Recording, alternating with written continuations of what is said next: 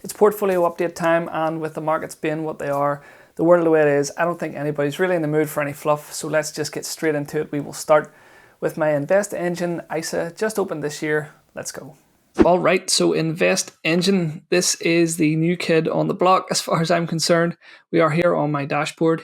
You can see these managed ones by InvestEngine. So these are the two accounts that I set up about sort of 8 months ago or thereabouts. I think it was June or July of last year, just to see how InvestEngine worked, to see what it was all about, see the sort of things that we're doing, how the platform was looking, how it was shaping up, bringing that sort of review to you, and you'll know that I was impressed enough to open up my ISA. So this is it here. This is my DIY ISA. And you can see we're not off to a great start. It is a bit of a tricky market at the moment, I think, for everybody, and I'm 2.65% behind. So I've got 1,500 quid here in at the minute.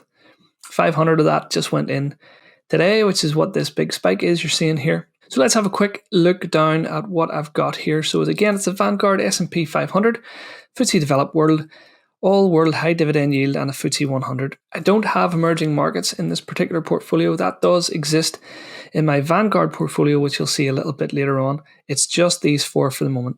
So there has been one that has been catching my eye here though, and that is this Invesco S&P 500 High Dividend Low Volatility ETF. Basically what this is trying to do is track the 50 least volatile high dividend paying stocks in the S&P 500.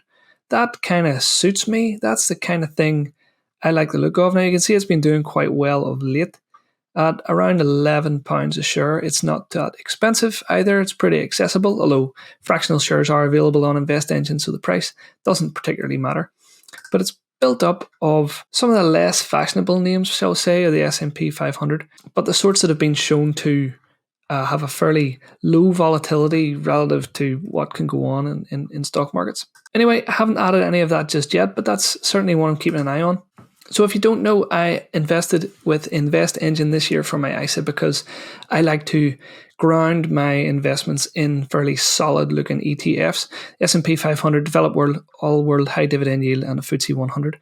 They are of course regulated by the FCA and they take part in the FSCS scheme.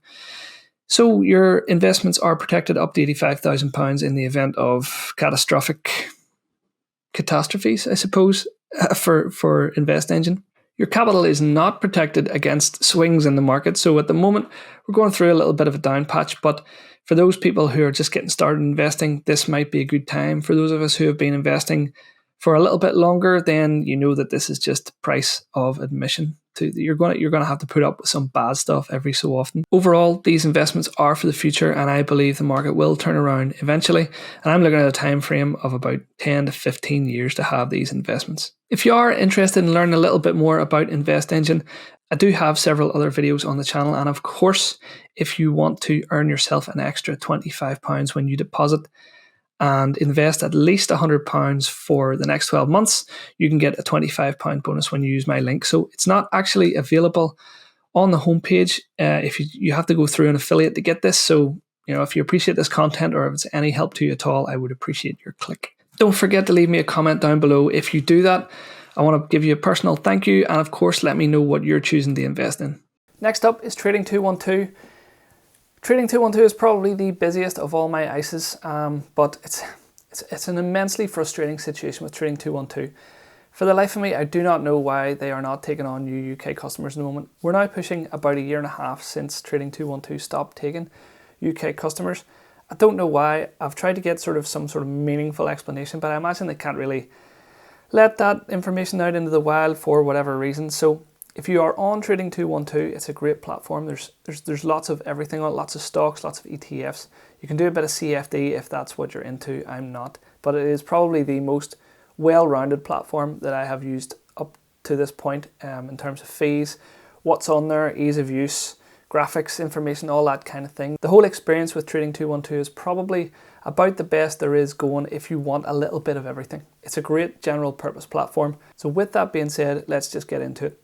So the bulk of my investing with Trading 212 is again in Vanguard ETFs, and I have these in a nice little pie, and it's the same ones that you've seen before in InvestEngine with a little bit of a difference.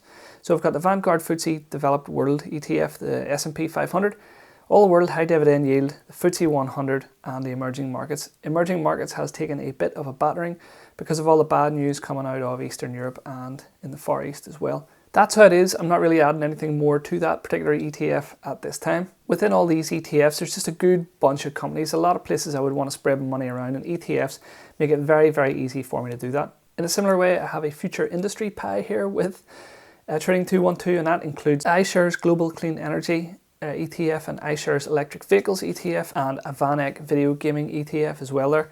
They're all getting a bit of a tanking at the moment because the tech stocks are getting a bit of a tanking at the moment, so we have to live with that and we move on. The special thing about Trading 212 is that I have bought some individual stocks and shares on this particular platform. So you can pretty much ignore the values in terms of percentages here, plus and minus, because that's just the value at the point when I move them into my ISA. So it's not the value of the stocks and shares that I've held for the lifetime that I have held them. It's just from a couple of months ago when they were moved into my ISA. So the clock starts again, if you like. So Amazon, 0.6 shares, 20% down just about. Ouch. I never thought I would see Amazon this low again, ever. But that's the way it goes, and probably if you are interested in Amazon, you might decide that now is a good time to get in. They make their money from so many different places, which is why I like them. They've obviously got their retail arm. They've got their AWS web services, which I use myself in my job. I think it's probably a good stock to hold from the point of view that they're not reliant on one income channel. Just my point of view, not financial advice. I'm not qualified in any way whatsoever. Do your own research, blah, blah, blah. 20% down. Ooh. Coca-Cola aren't going anywhere either. They pay a moderate dividend at this particular price. $64 is quite a rise from when I first got involved with them, so I'm pleased with that, and we'll keep on going. The electric vehicles you've seen, Global Clean Energy you've seen. Legal & General are a big provider of financial services here in the UK. Taking a bit of a hit again recently, but it's not something I'm particularly worried about. That position is actually well in front for me, despite the 16% behind that you see at this point in time. Microsoft, 3 shares in Microsoft, a fraction behind here as you can see, but it doesn't really mean anything. As I said, everybody knows what Microsoft are all about. Big software house, doing a lot of stuff. Very happy to have these guys. National Grid, I've said it before, the most boring stock money can buy, but they're doing quite well because everybody needs utilities. Even when we're in a sort of situation where people are having to give up a lot of their treats, people still need electricity, people still need these utilities, so National Grid are probably going to stay quite stable. They pay a half decent dividend, they're here to stay. Palantir, what a disaster this has been for me. I actually think the company's really good, but this one has been a complete disaster for me since I got it. It says 40% odds down there. It's a lot more than that. I really like this company, but it just hasn't happened like I thought it would.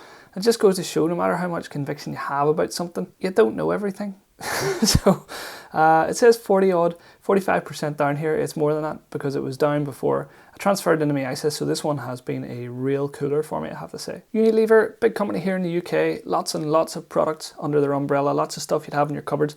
Considered to be sort of recession proof, one of these sorts of characters. They pay a little bit of a dividend and it's pretty much a staple in most UK investors' accounts.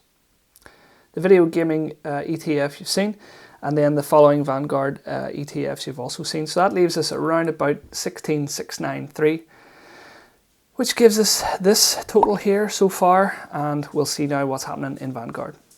Finally, we come to Vanguard, and you can see here we've got 17,700 odd quid, personal rate of return of 32.87%. This is the oldest of all my ISAs. This is the one where it all started. Vanguard, big name, FCA regulation, FSCS, scheme partaker, all the rest, you know. So we'll just have a quick look at these investments here. A lot of these you're going to have seen before. It's the same sort of core in Vanguard here as it was in all the other ISAs that I have. So the worst performer there is the emerging markets, VFEM.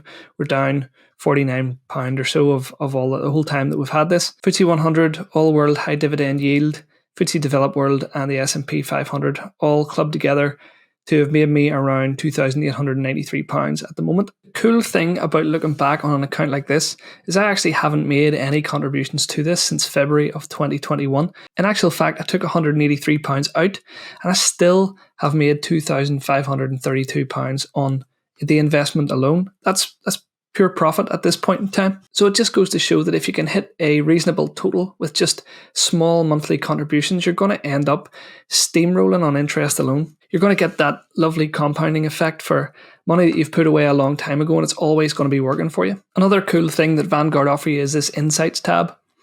And it really just tells you whereabouts you're invested and what you're invested in with the ETFs and index funds that you have with Vanguard. But here's a cool thing.